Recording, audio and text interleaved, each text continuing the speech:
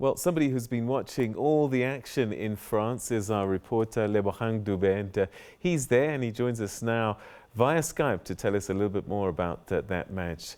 Lebo, thanks very much for joining us. What is the mood like in the Banyana Banyana camp? I mean, in all fairness, they should be quite proud actually. No one gave them a chance, but they took Spain to 70 minutes.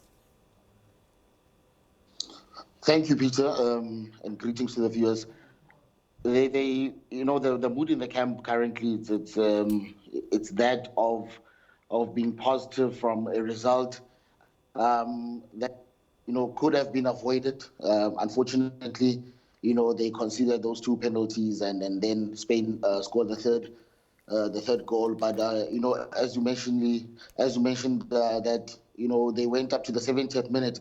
And speaking to the coach this morning, she did indicate that, should have they gone past the 70th minute and perhaps have converted the opportunities that they had, probably they would have gotten the result, the 3 points, the important points in the opening match. A same reminder of Ghana 2018 at the AFCON where they beat Nigeria, and those 3 points were quite important for the team to progress past the group stages and to in fact qualify for the World Cup. But despite the defeat, the players remain positive, they're optimistic for the game against China, and they hope that perhaps they would have learned from the mistakes and get a result against the Chinese.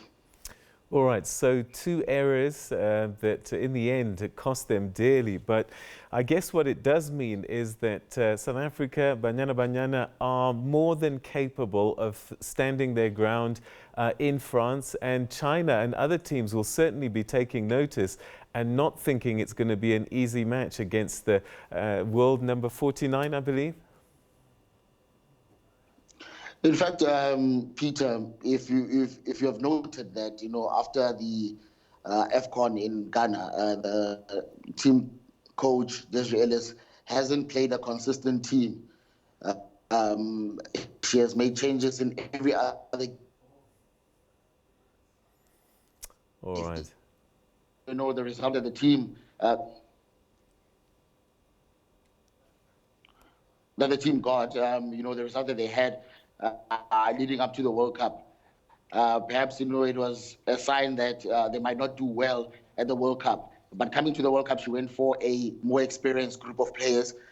And, we could see from that match that, in fact, they are experienced players that have been in the team for many years. And they actually played for themselves, those players in that match. And, they showed that determination. And it was an eye-opener for the other countries, China and Germany, that South Africa, although they are the underdogs and perhaps the weakest link in the team, but they can give that challenge in those matches.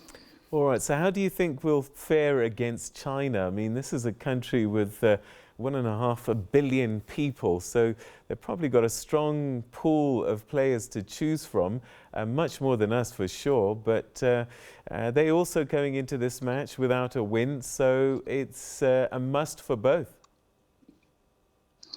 It's a must for both. China, they're 16th on the world rankings, so they are a formidable side. They're quite quick as well. They've got the pace. And I think from the match against Spain, the South Africans would have learned that, European teams and teams playing abroad, they've got the pace, and therefore they have to match that pace to be able to get a result. So should they minimize the mistakes that they did in the match against Spain, then perhaps they could get a result. The other thing is that, when you look at the matches that the team has played this year alone, the warm-up matches or the matches building up to the World Cup, the team has conceded at certain points in the match. So, the most crucial one is the 20th minute and the 70th minute. And should they go past those minutes without conceding, then they stand a better chance of getting a result against China. All right, and who are the players to look out for in the match? I suppose our goal scorer. We keep our fingers crossed that she'll keep her run going. She's done really well for herself, Tembi. We go back again to the AFCON in Ghana where she scored against Nigeria. She once again scored against Spain. But there are also key players in the team. When you go back to the defense, the defense has always been solid. With Lebohang Ramalepe on the right, you've got your central defenders, you've got Nogo, you've got Janine, and those are key players. Unfortunately, we received a red card. Notando Villagas will not be available for this fixture, but I'm sure that the coach will have someone who will be able to fit in that position, someone who's experienced, to ensure that it remains solid at the back. You have your midfield, you have the vice captain, Refilo Jane, you have Linda Motlalo as well.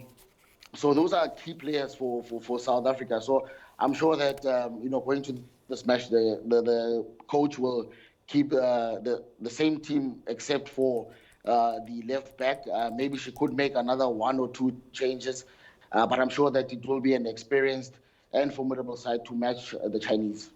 All right, so Lebohang, we're going to leave it there. Merci beaucoup. Au revoir. À bientôt. You have to learn French, my brother. You're in France. We'll look forward to our next catch up with you. Merci beaucoup. Ah, well done. Very good.